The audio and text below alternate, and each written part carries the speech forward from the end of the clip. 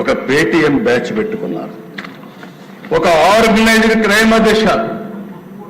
ఈరోజు మీరు చూస్తే ఒక YSR Congress party AP digital corporation government organisation, ఇందులో మొత్తం మనుషులను పెట్టి ఒక హైరార్కీ తయారు చేశారు.